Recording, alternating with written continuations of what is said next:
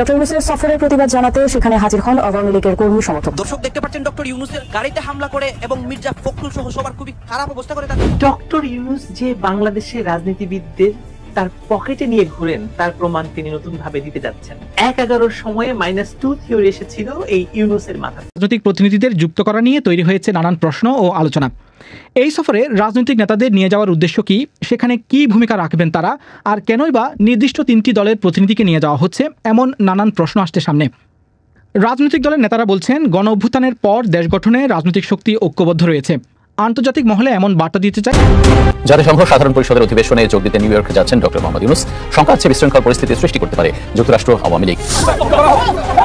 এবার জাতিসংঘ সাধারণ অধিবেশনের সময় বাংলাদেশের প্রধান উপদেষ্টার সফর ঘিরে আবারও সরব যুক্তরাষ্ট্র আওয়ামী লীগ। তাদের ঘোষণা, উপদেষ্টা যেখানে যাবেন সেখানেই বিক্ষোভ। ভাবিছেন আপনারা রক্ষা পাবেন, মানে আপনারা জানেন সরকারকে কইতেছি, আপনারা ভাবিছেন রক্ষা পাবেন, হেলিকপ্টারে রশিদ হইরা ওরা ওদের পলাইতে হবে প্রেসিডেন্টের সরকারকে। পুরো বিপ্লবটাকে একেবারে সারা কইছে। এই সরকারের উপদেষ্টা যারা আছে তাদেরকে নেপালের মতোই ওই দড়ি ঝুলে পালাতে হবে। ডক্টর ইউনূসের নিউ ইয়র্ক যাত্রা ঘিরে চরম উত্তেজনা বিরাজ করছে। গতবার জাতিসংঘের অধিবেশনে গিয়ে হামলার শিকার হন ডক্টর ইউনূস।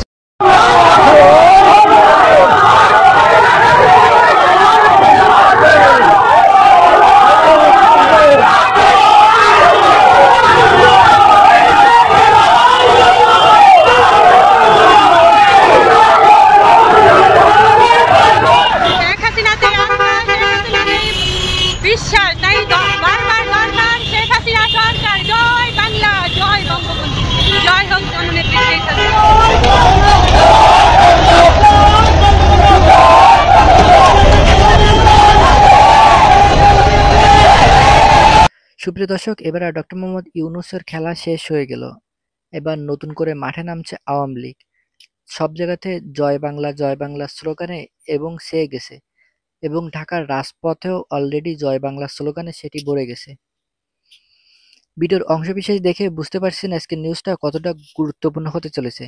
তাই যারা ভিডিওটি অন করেছেন তাদেরকে বলবো সম্পূর্ণ নিউজটি মনোযোগ সহকারে দেখার অনুরোধ রইল। তাহলে চলুন আর কথা না বাড়িয়ে ধারাবাহিকভাবে সম্পূর্ণ নিউজটি দেখে আসা যাক। পরবর্তী সময় অনেকবার ফেসবুকে এবং ইউটিউবে অনেকেই বলেছে আওয়ামী লীগ যমুনা ঘেরাও কর্মসূচি দিবে এবং যে কোনো মুহূর্তে ডক্টর ইউনূস সরকারের পতন ঘটাবে।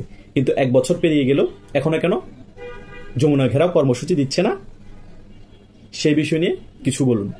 আজকে তাদের উদ্দেশ্যে ভিডিওটি করা, আশা করছি শেষ পর্যন্ত দেখবেন, ব্যাপারগুলো ক্লিয়ার হয়ে যাবেন।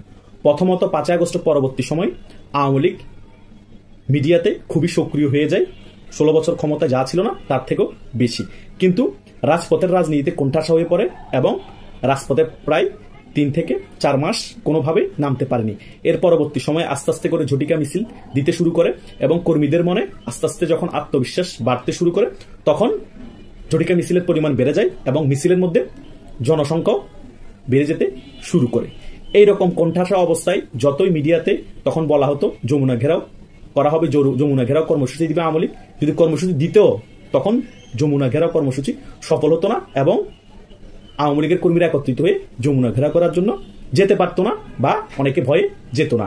এখনো আস্তে আস্তে যে পরিস্থিতি তৈরি হচ্ছে, সামনে হয়তো যমুনা ঘেরাও কর্মসূচি আসতে পারে, কিন্তু সেজন্য বাংলাদেশ আওয়ামী লীগের কর্মীদেরকে আরো আত্মবিশ্বাসী হতে হবে, আরো বেশি সংগঠিত হতে হবে।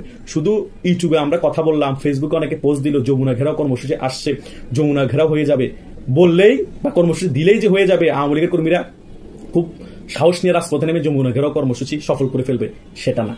আগে খুব শক্তভাবে নিজেদেরকে সংগঠিত করতে হবে এবং দলের মধ্যে সকল ধরনের কোন দল বাদ দিয়ে সকলে একই জায়গায় আসতে হবে। তারপরে তাদের কর্মীরা একত্রিত হয়ে, সারা বাংলাদেশের কর্মীরা একত্রিত হয়ে, সারা ঢাকার কর্মীরা একত্রিত হয়ে তখন যমুনা ঘেরাও কর্মসূচি দিলে তখন যমুনা ঘেরাও কর্মসূচি সফল হবে এবং ডক্টর ইউনূসের পতন হবে। এখন প্রতিদিন শুধু কর্মসূচি দিলাম কিন্তু সফলও হলো না, মানুষও গেল না, তাহলে সেই কর্মসূচির দাম থাকবে? তাই কর্মসূচি দেওয়ার আগে 100% অফিসিয়ালি ভাবে নিজেদেরকে খুব শক্তভাবে সংগঠিত করতে হবে এবং এমন পরিমাণ লোক হবে, ধারণা থাকতে হবে যে সত্যিকারের যমুনা ঘেরাও কর্মসূচি সফল হবে এবং সেদিনই ডক্টর ইউনূসের পতন হবে। তাই যারা ঘরে বসে বসে আশা রেখেছিলেন যে কোনো মুহূর্তে যমুনা ঘেরাও কর্মসূচি আসবে, ডক্টর ইউনূসের পতন হয়ে যাবে, যমুনা ঘেরাও হয়ে যাবে, যারা ঘরে বসে আশা রেখেছেন তারা ঘরে না বসে সকলের সাথে কানেক্টেড হয়ে যদি সংগঠিত হতেন আরো আগে থেকে, তাহলে এতদিনে হয়তো যমুনা ঘেরাও কর্মসূচি সফল হয়ে যেত এবং আওয়ামী লীগ থেকে অফিসিয়ালি ভাবে যমুনা ঘেরাও কর্মসূচি আসতো। আওয়ামী লীগের যারা নীতি নির্ধারক আছে তারা ভালো করেই জানে কখন যমুনা ঘেরাও কর্মসূচি দিতে হবে, কখন দিলে এটা সফল হবে, কখন ডক্টর ইউনূস সরকারের পতন করা ইজি হবে। আগামী ফেব্রুয়ারিতে নির্বাচন হলেও জুলাই সনদের ভিত্তিতে জাতীয় নির্বাচন অনুষ্ঠান করতে হবে, এই দাবি সহ 5 দফা দাবিতে জামায়াতে ইসলামী সহ 7টি দল একযোগে মিছিল করল দেশের সমস্ত বিভাগীয় শহরে।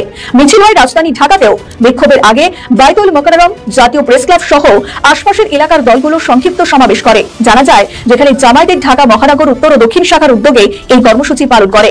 এরপর একই দাবিতে শুক্রবার দেশের সব বিভাগীয় শহরে বিক্ষোভ মিছিল করে জামায়াতে ইসলামী। অনেকে বলছেন আলোচনার টেবিল ছেড়ে জামায়াতে ইসলামীর রাজপথে নামার কারণ হলো তাদের দাবিগুলিকে গোটা দেশের মানুষকে জানান দেওয়ার জন্য। তবে কি ডাকসু জাকসুতে নিজেদের জায়গা করে সেখানে সংসদীয় নির্বাচনের লক্ষ্য নিয়ে এগোচ্ছে জামায়াতে ইসলামী? পথের কাঁটা যাতে বিএনপি না হয় তাই কি এবার বিএনপি টার্গেট? জামায়াতে ইসলামী ছাড়াই বিক্ষোভ সমাবেশে যোগ দেয় ইসলামী আন্দোলন, বাংলাদেশ খেলাফত মজলিস, নিজামী ইসলামী পার্টি, বাংলাদেশ খেলাফত আন্দোলন এবং জাতীয় গণতান্ত্রিক পার্টি। এই কর্মসূচি পালন করে 7টি দলের কেউ 5 দফা, কেউ 6 দফা, আবার কেউ 7 দফা কর্মসূচি ঘোষণা করলেও সবার মূল দাবি প্রায় একই।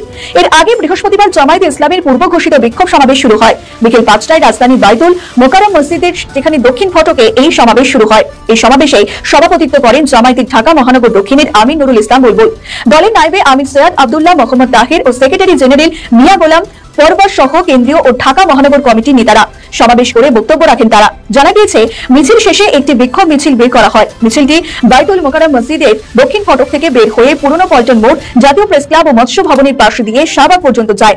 তাদের দাবিগুলি হলো জুলাই সনদের ভিত্তিতে ফেব্রুয়ারি মাসে জাতীয় নির্বাচন ঘোষণা করতে হবে। পাশাপাশি তারা দাবি তোলে অবাধ, সুষ্ঠু এবং গ্রহণযোগ্য নির্বাচন করতে হবে। জাতীয় নির্বাচনী সংসদের উভয় কক্ষে পিআর পদ্ধতি চালু করা, জাতীয় পার্টি এবং 14 দলকে কার্যক্রম নিষিদ্ধ করার দাবি জানায় তারা। শুধু তাই নয়, 26শে সেপ্টেম্বর সমস্ত জেলা উপজেলাতে মিছিল করবে বলে জানা গিয়েছে জামায়াতে ইসলামীর তরফে। এর আগে গত 15 সেপ্টেম্বর জামায়াতের কেন্দ্রীয় কার্যালয় সংলগ্ন আল ফালাহ মিলনায়তনে এক সংবাদ সম্মেলনের মাধ্যমে 5 দফা দাবিতে 3 দিনের কর্মসূচি ঘোষণা করে দলটি। প্রিয় বন্ধুগণ, এটা চেনেন তো?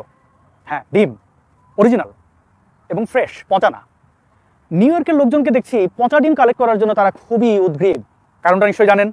আমাদের সুধী মহাজন, শান্তির শকুন ডক্টর মোহাম্মদ ইউনূস যাচ্ছেন নিউ ইয়র্কে। জাতিসংঘের 80তম অধিবেশনে তিনি অংশগ্রহণ করবেন এবং আওয়ামী লীগ গত কয়েক মাস ধরে যে অবস্থা করছে, বাংলাদেশের কথা বলছেন, হ্যাঁ বাংলাদেশে তো ব্যাপক মিছিল টিছিল হচ্ছে আর কি।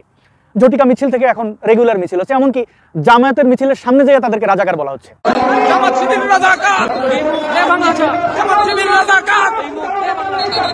বাংলাদেশের মতো আপনারা যুক্তরাজ্য তথা ব্রিটেনে দেখলেন একের পর এক ধাওয়া দিচ্ছে, সান্ডানা মাহফুজের গাড়িতে ডিমের বর্ষণ, এই সবকিছু আপনারা জানেন। মাহফুজ এখান থেকে চলে যাওয়ার পরে আরো বড় আকারে আওয়ামী লীগের লোকজন মিছিল করেছে এবং মিছিল দেখার মতো হাজার হাজার মানুষ লন্ডনের রাস্তায় নেমে এসেছেন।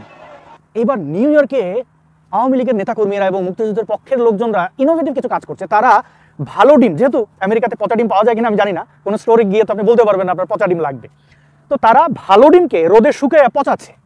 আরো অন্যান্য পদ্ধতি আছে, মাইক্রোওয়েভ ওভেনের মধ্যে ফুটো করে অনেকভাবেই করতেছে। তারা চাইতেছে মোহাম্মদ ইউনূসের গায়ে ফ্রেশ ডিম ছুড়বে না, তারা পচা ডিম মারবে। চিন্তা করেন, এমনিতেই ডক্টর মোহাম্মদ ইউনূস ভয়ে আছে, সে একা যাবে না, ওইখানে তার চকিদার লাগবে, ভাড়া করছে মির্জা ফখরুল ইসলাম আলমগীর সহ এনসিপির বাচ্চা কাচ্চা বুড়া সবাই রে। আমার প্রশ্ন হচ্ছে, এনসিপির ছাতিওয়ালা ওই বাচ্চাটারে হায়ার করছে ভালো কথা, এই মির্জা ফখরুল একজন বয়োজ্যেষ্ঠ মানুষ, তিনি কিভাবে ডক্টর মোহাম্মদ ইউনূসকে বাঁচাবেন? নাকি এক বুড়া মাইর খাবে কেন আর এক বুড়ার সাথে থাকুক, এরকম অবস্থা?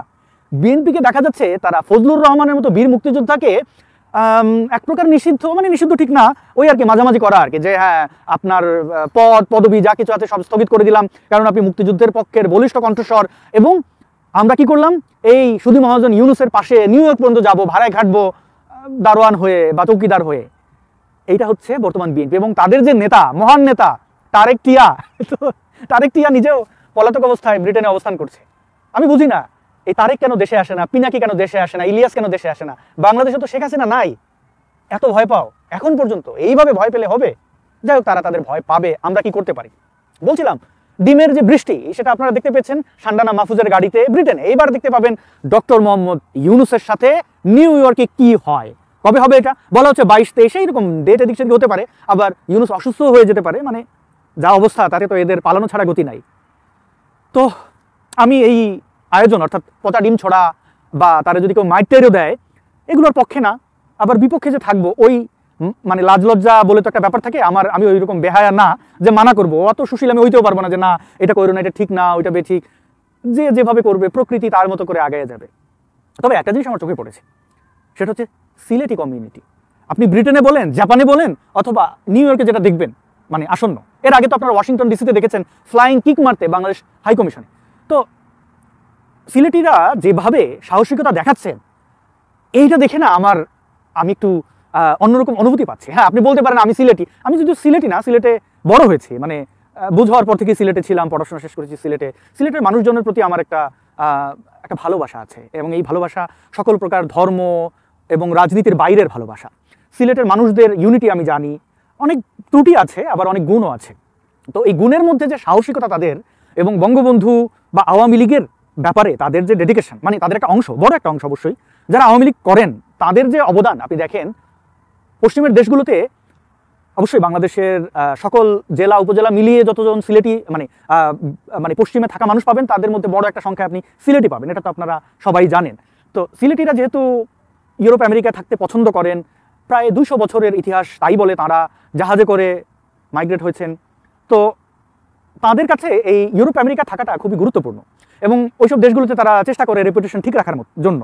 তো সেখানে দাঁড়িয়েও তারা এইভাবে প্রতিবাদ, এইভাবে সাহসী ভূমিকা রাখা এবং কি হবে তা না ভাবা, এটা আমাকে বেশ মুগ্ধ করেছে। আদর্শ যাই হোক না কেন, সে আদর্শের ব্যাপারে যে ডেডিকেশন থাকা, এটা আসলে সিলেটিরা দেখিয়ে দিয়েছেন। আওয়ামী লীগের চোটচোট্টাদের বাদ দিলেও যারা তৃণমূল আওয়ামী লীগ আছেন, যারা আসলে সৎভাবে এই দলটাকে ধারণ করেন, লালন করেন, বঙ্গবন্ধুর জন্য যাদের মধ্যে অনেকেরই জীবন উৎসর্গ করে দেওয়া ব্যক্তিরা রয়েছেন, তাদেরকে বলবো আপনারা সিলেটিদের কাছ থেকে লেসন নিন। কিভাবে সাহসিকতার সাথে এগিয়ে যেতে হয় সেটি কিন্তু সিলেটিরা দেখিয়ে দিয়েছেন, এবং এটা ব্রিটেনে দেখিয়েছেন, এটা আমেরিকায় দেখিয়েছেন, আবার আপনাদেরকে দেখাবেন। তো যাই হোক, আমরা বাঙালি হিসেবে মুড়ি মোয়া নিয়েই বসি, আমাদের কাছে তার পপকর্ন নেই। তবে আশা রাখবো গায়ে হাতটা দেবেন না, বুড়ো মানুষ, গায়ে হাত দেওয়াটা আমেরিকার আইনও এটা মানে এটা বেআইনি, এটা উচিত নয় এবং শাস্তিযোগ্যও বটে। সুতরাং গায়ে হাতটা দেবেন না। ডিম ফিম ছোড়া বোধহয় বৈধ, আমি জানি না এগুলো আপনারা কি করবেন, আমি তো পিনা কিনা আপনাদের ভাঙতেও বলবো না, গড়তেও বলবো না, নীরব দর্শক হয়ে দেখছি। এখন যদি আপনি আমার সুশীল বলেন তাহলে আর কি